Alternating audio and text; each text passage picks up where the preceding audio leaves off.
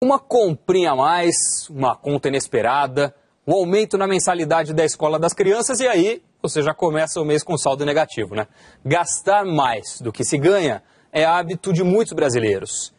E muitas vezes, para não ficar inadimplente, a saída é recorrer a empréstimos. No início pode até ser um alívio, mas sem qualquer tipo de planejamento, isso pode render uma grande dor de cabeça. Fazer um planejamento financeiro correto é a forma de conseguir se livrar desse problema.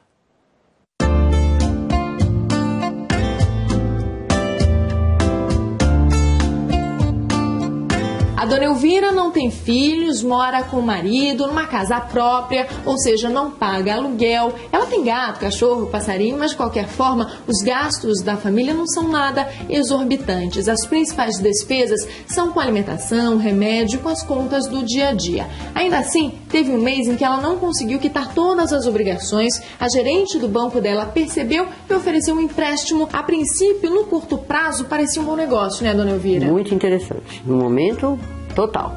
E aí depois, quantos empréstimos a senhora conseguiu? Mais 2 em seguida.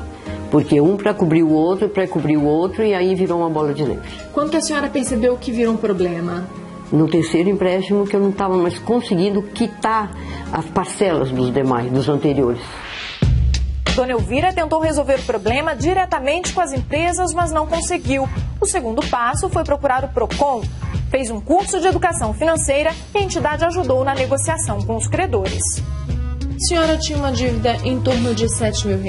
Com os juros ela subia para quase R$16 mil. A senhora ofereceu pagar os 7 mil, mas eles aceitaram por R$4.691.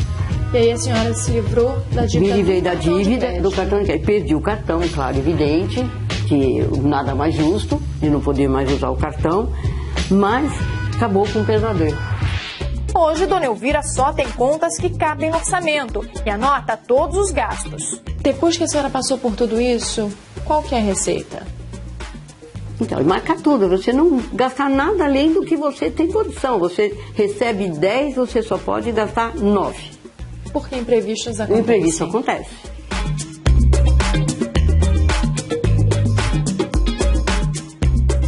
É verdade. E para falar sobre planejamento financeiro pessoal, a gente recebe aqui no estúdio do Conta Corrente o professor de finanças da FGV, Sami Dana. Bem-vindo ao Conta mais uma vez, Sami. Bom, quais são os primeiros passos, as dicas iniciais para a gente conseguir organizar direitinho o nosso orçamento financeiro pessoal?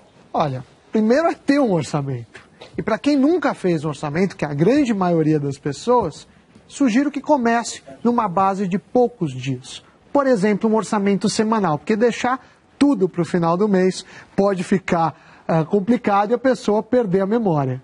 Agora, o que tem que estar incorporado nesse orçamento semanal? Ele já tem que ter uma previsão de gastos? É só anotar? Qual que é a melhor forma? Anote tudo, desde o cafezinho até compras mais substanciais. Outra coisa é você planejar, de acordo com seus recebimentos, quanto você vai usar no mês, quanto você vai conseguir poupar. E sempre que passa a semana, você reavalia. Ou seja, será que eu estimei bem? Será que não? Muitos até vão para subgrupos. Então eu tenho uma porcentagem ou uma quantia alocada para educação, outra para alimentação, outra para entretenimento e por aí vai. Agora, Sami, qual é um orçamento ideal? Como teria que estar dividido o orçamento do pessoal que está assistindo a gente em casa para falar, olha, esse seria o orçamento exemplar? O ideal, aquele que existe nos livros de economia, a gente pode falar que é 50% dos gastos do dia a dia, o gasto de sobrevivência. Então isso inclui aluguel, inclui alimentação em casa, inclui água, luz e telefone. Já 20% a gente deixa para supérfluos, afinal ninguém é de ferro. Entretenimento, roupa, cinema, esses gastos que fazem parte da vida, mas que podem ser cortados. E aí sim conseguir juntar 30% no patrimônio. Então, pode ser por várias formas de poupança, né? Poupança no sentido do verbo e não no sentido do produto financeiro. Mas vale lembrar que isso varia muito de pessoa para pessoa, depende da fase da vida que você está. Você acabou de entrar no mercado de trabalho, é mais difícil. Você teve filho, também é mais difícil. Mas como meta, vale a pena ficar com esses números. Perfeito. 20% supérfluos, 30% investimentos, 50% para as necessidades de sobrevivência do dia a dia. Exatamente, o desafio está lançado. É verdade, Sami. E o Sami preparou algumas dicas para organizar melhor a sua vida financeira. Vamos ver. Em primeiro lugar, crie metas para cada prazo. Curto, médio e longo. Só não vale estabelecer a meta e não cumprir.